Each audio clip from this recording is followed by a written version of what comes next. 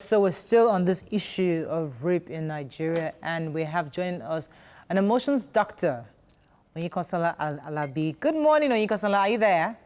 Yes, I am. Good morning. Yes, good to have you on the show. So this matter has been on all week, and everybody's been talking about it. And we'd like you to help us out on a few things. Okay. How, first of all, understanding the male factor in this regard. What goes through the mind of a rapist? When we're talking about the mind of a rapist, you are considering the biological structure, cultural structure, individual structure. So if the first two fail, then the individual has some level of capacity to rewire himself. And then by the time you look at the first three, the moment they fail, you know you are dealing with an epidemic, which is where we are now. Wow. So from who raised them or who erased them to the culture that we have. Why is it hard for men to understand that it's not about how she looks, where she is, how old, or, you know, why don't they get that it's about the person that commits the act, that's the problem? Why is this so hard for Nigerian men to get that? Okay, so there are three flavors of rapists. And then I would explain why I think it's hard for them to understand or comprehend. There are three flavors of rapists. The first one is the power rapist. The one who rapes because he has been wired, engineered, and raised to think that he has more power. And the more he can subdue, suppress, and oppress, the more respect that he gets. The second will be the anger rapist, someone who targets a particular person just to humiliate, to debase, and hurt her. And then the final one is the sadistic rapist. But all of these three, there's another driving factor that I think we need to pay attention to, which is the fact that we have become a sexually addicted generation. How? What does that mean? So about 2-3 years ago, a lady did a research report on how Nigerians are addicted to sex. And part of what she said, which is also on Google, is the fact that when you're looking at porn consumers all over the world, Nigeria ranks number 2.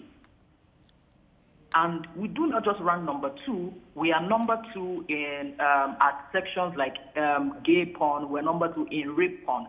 So it looks like we even have our favorites, like we have our preference.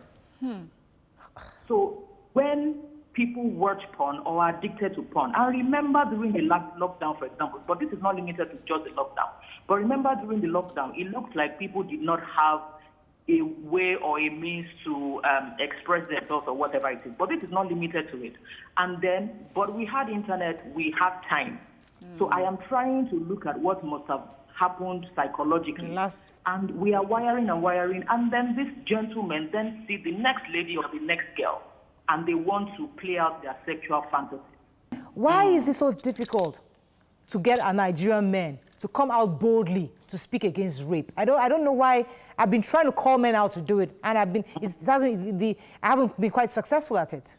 I'm sure they're a handful, but you know, before somebody will show up to speak, they must check their archive and history.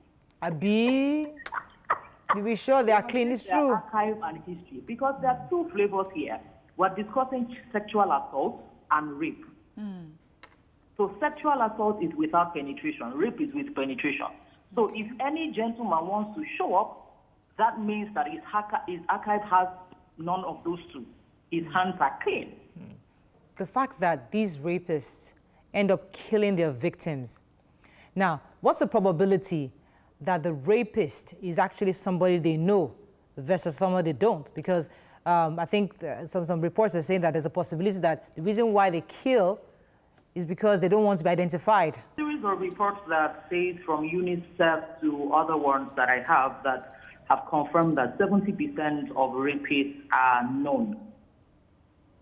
Right. So we may then be able to infer that, oh, okay, so after raping, of course, I don't want anybody to discover, or I don't even want you to have the capacity to express yourself, so I just kill you, and then it looks like everybody's going to move on. So we can infer at that point that it may be one of the reasons why they are doing that. But remember what I said about the types of rapists, about the fact that you have the anger and the sadistic. So some of them derive joy by not only inflicting pain, by making it look like they can end their life. At that point, it is something called mental illness. How do we help a young lady who has been through this process right now? She's watching the show. Some of them are getting a bit of therapy by coming out to say, I was raped by XYZ. Others don't have that boldness to speak, but they're hurting. What would you advise them to do at this time? Okay, I would suggest and advise that they should please speak with a professional, not just a spiritual leader, a professional, either a therapist or a psychologist. And then there are some that they can get for free. So if they Google organizations who offer support for rape survivors and all of that, they will see some of their names. I think they need to embark on a professional route, first of all.